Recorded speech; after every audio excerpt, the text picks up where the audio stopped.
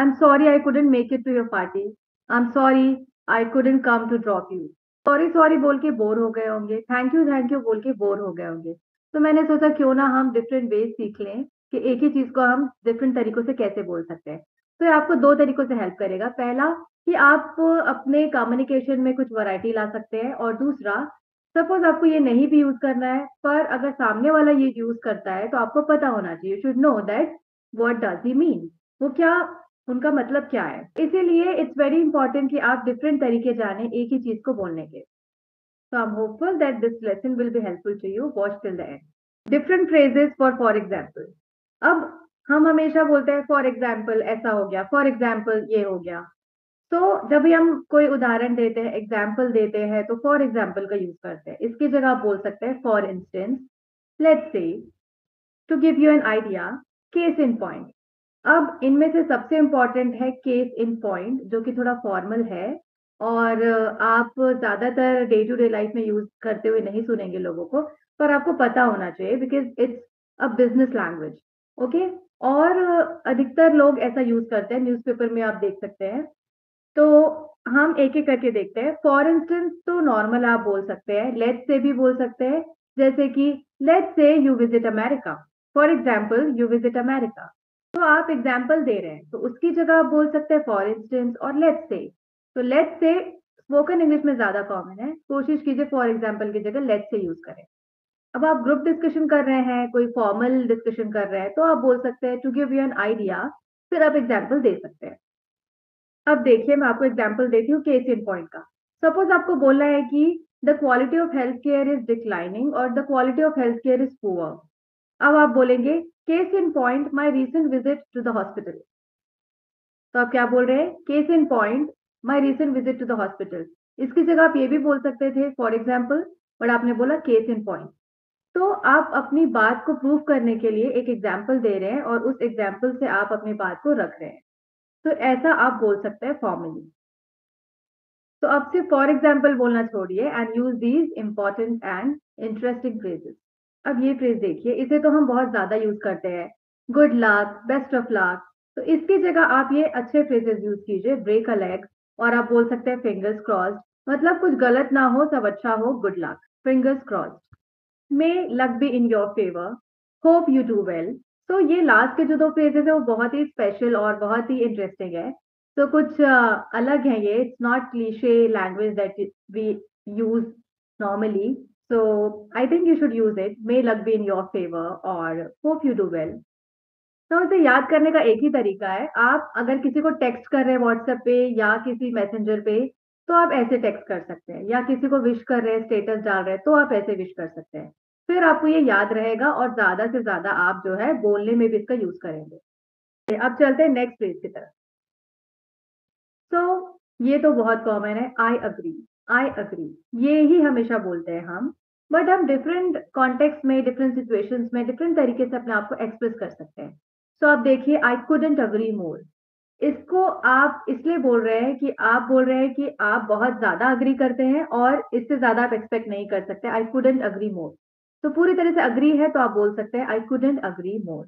आजकल लोग ये ज्यादा यूज करते हैं, आपने देखा भी होगा, आई कुडंट अग्री मोर, मैं भी ये ज्यादा यूज करती हूँ। अब नेक्स्ट वाला, that's exactly what I think, मतलब आप वैसा ही सोच रहे हैं जैसे सामने वाला सोच रहा है, तो आप बोल सकते हैं that's exactly what I think. This is a very interesting phrase, we are on the same page. Suppose कोई अपनी बात रख रहा है और आप उससे सहमत है, आप बोल सकते हैं we are on the same page. तो दिस इज ईडीएम एक्चुअली। तो आपको ये इंटरेस्टिंग लगेगा और ज्यादा से ज्यादा कोशिश कीजिए, यूज कीजिए। मैं तो ये यूज करती हूँ, we are on the same page. Now the last one, our thoughts are parallel. That means parallel ऐसा होता है, मतलब जैसा आप सोच रहे हैं वैसा मैं ही सोच रहा हूँ, थॉट्स पैरेलल ही चल रहे हैं। तो इसीलिए इसका यूज होता है, आर थॉट्स आर पैरेलल। तो हो सकता है कोई एडवांस स्पीकर हो वो ऐसा यूज करे, so you should know about it. अब हम चलते हैं नेक्स्ट पेज की तरफ, थैंक यू। थैंक यू तो इतना ज्यादा बोला जाता है कि बहुत ही बोरिंग हो चुका है अब। तो आप बोल सकते हैं आई ओ you one.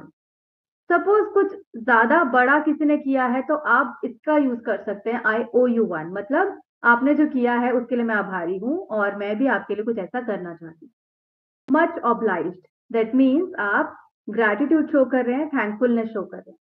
I can't thank you enough, इसका तब आप यूज करेंगे जब आप बहुत ज्यादा खुश हैं और आप बता नहीं पा रहे, एक्सप्रेस नहीं कर पा रहे हैं कि आप कितने ज़्यादा थैंकफुल हैं उनकी तरफ।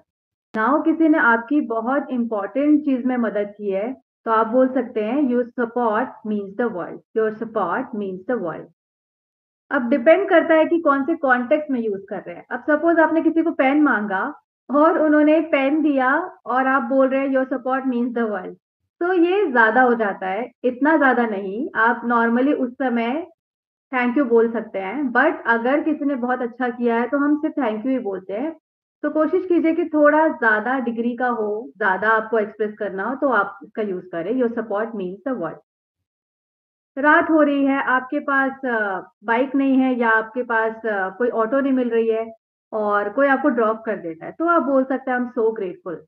ऐसे सिचुएशन में हम हमेशा बोलते हैं thank you so much, but इसकी जगह आप बोल सकते हैं कि आई एम सो ग्रेटफुल, मतलब मैं आपका आभारी हूँ कि आपने मेरी इतनी मदद की और मुश्किल समय में मुझे साथ दिया। अब देखिए आई एम सॉरी, तो आई एम सॉरी तो इतना बोलते हैं हम, और इसकी जगह हमें कोई वर्ड नजर भी नहीं आता है, बट आपके लिए मैं वर्ड लेके आई हूँ, आई बेग योर पार्डन। तो आप ऐसा बोल सकते हैं आई बेग योर पार्डन। अब आप आई एम सॉरी बोले, उसकी जगह बोल सकते हैं माई अपॉलजीज। तो याद रखिएगा अपॉलजीज ही बोला जाता है प्लूरल फॉर्म में, माई अपॉलजीज।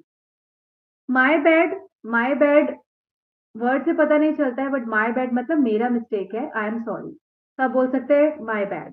जो लास्ट है please accept my sincere apologies, इसका मतलब होता है कि आप बहुत ज्यादा सॉरी हैं और आप फॉर्मली किसी फॉर्मल सेटअप में बोल रहे हैं please accept my sincere apologies, मतलब आप एक्सेप्ट कर रहे हैं कि मैंने गलती की है या मुझसे कुछ गलत हो गया है, so please accept my sincere apologies. जब आप ऐसा बोलते हैं तो एक अलग इंप्रेशन पड़ता है, और आप अगर किसी जॉब में हैं, बिजनेस में हैं या किसी फॉर्मल सेटअप में हैं और ऐसा अगर आप बोलते हैं सॉरी बोलने के लिए, तो एक अलग इंप्रेशन पड़ता है और आपको वो माफ कर देगा जल्दी। माय अपॉलजीज की जगह आप ऐसा भी बोल सकते हैं आई अपोलोजाइज और अपॉलजी।